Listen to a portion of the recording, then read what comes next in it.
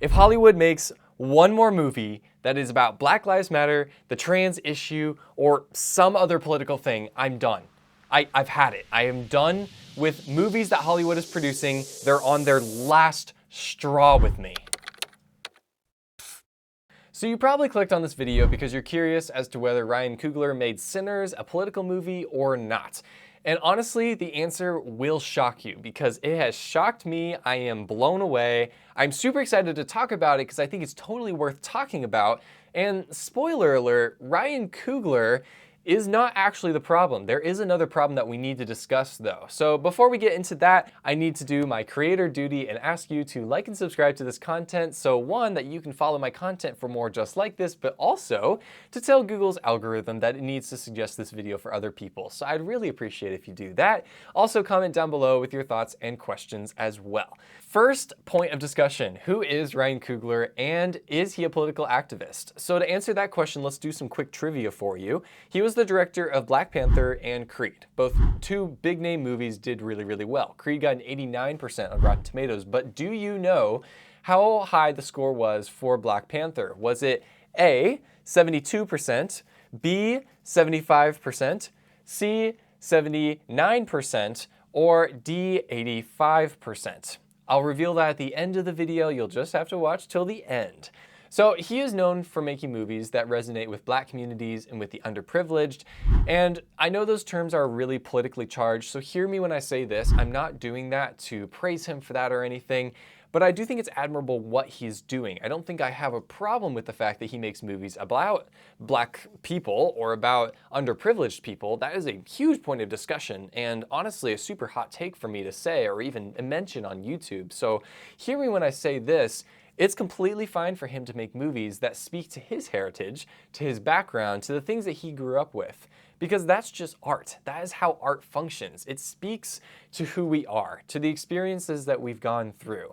I think this clip that I found on TikTok really speaks to who he is as a person and what his movies are trying to do. So give that a listen here. I thought that I wanted to make things that I could relate to, movies that I would want to see. Each time I make a movie, I'm dealing with my own personal fears. You know, I've been fortunate enough to be able to start from the script. Or Fruitville, I was on my own, but in the other films, I was blessed to have co-writers. You know, sometimes it comes back to like, man, what are we afraid of? You know what I mean? What's our biggest fear? In these movies, the characters are oftentimes wrestling with that. In Fruitville, sadly, the character's worst fear gets realized. You know, in Creed, it's all about fear. That one, the fear of not realizing your potential before it's too late, is what the character's really wrestling with. And in this one, from the male perspective, it was probably more in conversation with Fruitville than anything. This idea of being a man who has a lot of people counting on him, and then what happens if you're taken away from those people, you know, and how do they pick up the pieces? I was a big thing, and we were living it with Chadwick Boseman passing away. We were trying to figure out, like, you know, what it meant and what's the best way forward, and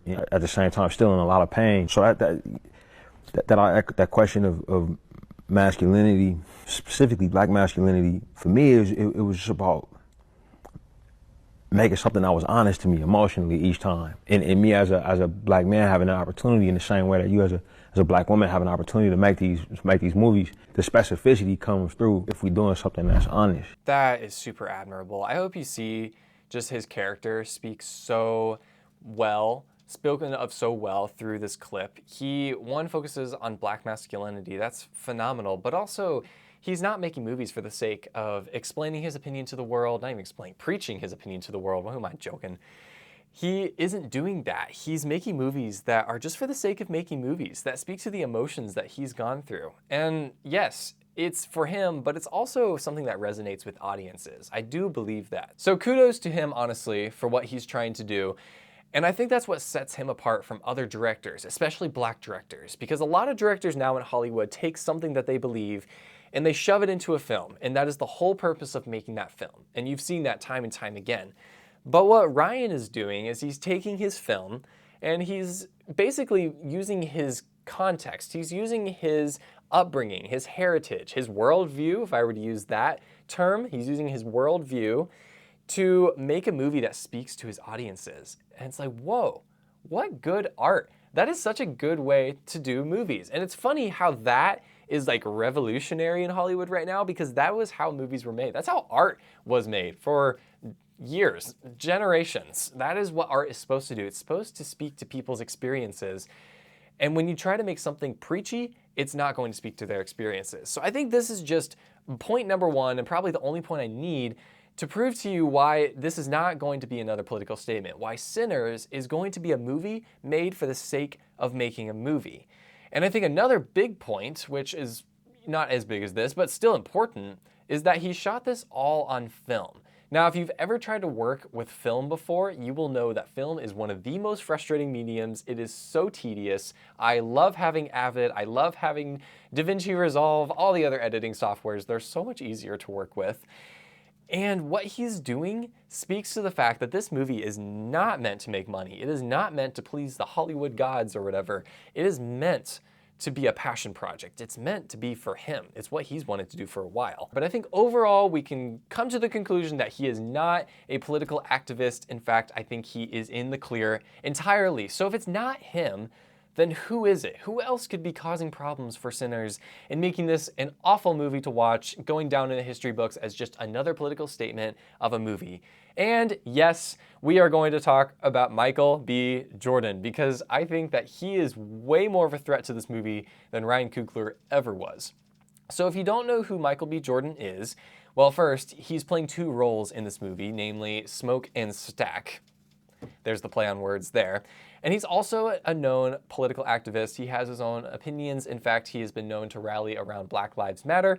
He is also known to be a part of the Change Hollywood initiative. So trivia question for him, he also made his own production company in 2016. Do you know what the name of that production company was? Was it A, New Line Cinema, B, Black Lives Matter Productions, C, Outlier Studio, or D, MBJ Studios? I'll give you a second to think on that one. We'll answer that right now. I'll drink my tea while we wait. That's good. Okay, if you said Outlier Society, then you are correct. The answer was C. He created Outlier Society in 2016 to make movies that represent underprivileged communities, which, again, is admirable, but honestly, in the political landscape today, that's a really tough thing to do. But I don't think we need to worry about him. Oddly enough, hot take, I think that the political activist is actually not going to destroy this movie, and that is because of this one quote that I found that just spoke volumes to who he is as a person. So let me read that here for you. We wanted to deliver on giving them a movie that did a lot of things and gave them a full movie-going experience. Them as in the audience. He's basically referencing the fact that there is a lot of positive reviews towards this movie right now. He says, so to hear that they were audible, maybe talking to the screen or having a shared experience like that, a lot of people were audibly gasping in theaters. Makes sense. It was quite the movie. I know it means the world to Ryan. Definitely means the world to me too. Guys, that is the main takeaway. He is not so concerned about his own public image, about his own opinions. That is not his focus. And that's a lot of focuses of a lot of actors, which is very arrogant and selfish of them. But he's like, no, it's about Ryan and doing him justice. And it's about the audience and making sure that they have a good experience walking away from it. And guys, that's so admirable. Like, man, he's such a cool guy. So I think we are in the clear. I think Michael's fine. He has his own opinions, but I don't think those are going to affect Sinners. So if it's not Ryan and it's not Michael, then who else could screw this up? And we have to talk about Hollywood. I mean, come on, guys. That's the whole point of this channel. My example that I want to bring up today is, yes, The Falcon and the Winter Soldier. If you watched it on Disney+, you will know what I am talking about, because this was just a whole bunch of political nonsense thrown into one TV show with a plot line that kind of made sense, and I love Bucky Barnes, but that was like the only redeeming quality of this show. But there's a scene at the end of this TV show where this crazy strong girl, I can't remember her name, dies, and Falcon has her in his arms, and he's speaking to this big audience of people outside, and they're on camera, and he's speaking to the world. And he's trying to convey this message that we need to be more compassionate towards the underprivileged. Great, that's a great message. Would not have had a problem with that. But that was his whole character. It was this like self-righteous, annoying, flat character that only made like political statements every so often. That was Falcon's whole thing. And that wasn't how he was introduced back in the day when Marvel was still doing well. But apparently his character was meant to always be this like big self-righteous, Black Lives Matter, I'm a political activist character. And I don't know why they went with that. Because if you've watched a good movie, you've probably thought it was good for 1, the plot, 2, the artistic style, or 3, the characters. If you have a movie without relatable characters, your movie is going to fail. That is just like movie making 101. And that is the difference between preaching and between cinema. Preaching is meant to have one purpose, one goal that they're trying to convey towards an audience. It has 3 bullet points that you can write down easily if you're taking notes. That is good in its own sense. It has its own place, and I do love a good sermon, but it's not what cinema is supposed to be. Cinema is supposed to be a place where audiences can come in and experience the stories of other people that they relate to. It should not force them to think one way or another. In fact, audiences, I think, should come out with more questions than answers. Because at the end of the day, a movie is not just a political statement. It's supposed to be a piece of art, and art makes people think. Art challenges people and throws the world upside down. And that's what it's trying to do. So my hope for this movie is that it's not preachy. Because if it is, it's going to destroy the movie, and that's just bad cinema. So you may be wondering, why did we even talk about all of this? What was the purpose? Well, I think there are many purposes to this, and that's why I made the video. I wouldn't have made a purposeless video. But I think that YouTube is full of a lot of problems. It's full of a lot of people with negativity and hate, and there's a ton of crappiness going on online, just on all social platforms. But one thing I don't see very often is movies being praised. It's people being praised. I don't see that very often. Positivity either looks super unrelatable and just kind of forced, or it's just not there. And guys, that's what I want to do today, is I want to praise Ryan Coogler and Sinners for the art that it is and tell you, guys, go see this movie. Like, this is a worthwhile, like, however much it takes to go to the theaters these days. $15, I think it's totally worth going, guys. And this one quote really spoke wonders. Very, very simple, but I thought it was great. If you're not a horror film, you'll like this. I don't like scary movies, but this is good. And guys, at the end of the day, if a movie is good, go watch it. I think it's totally worth watching. Here's my prediction. Sinners is a passion project.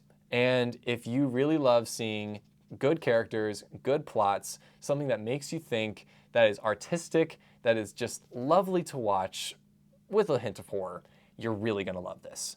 Thank you for watching, guys. I really do appreciate it. I hope you enjoy this content as much as I did. If you are passionate about redeeming Hollywood, if you believe that can happen, hit that subscribe button. If you are on the same page with me, hit that subscribe button, hit that like button, and please comment down below with what you guys are thinking and wrestling through, and if you've gone to see the movie already. I'd love to know how your experience was. Okay, and also going back to the trivia question from last time, what was the audience score for Rotten Tomatoes for Black Panther? It was 79%. So if you guessed 79, you are correct. Let's work on being more thoughtful moviegoers and making movies better for the future. Stay tuned, and I'll be back soon.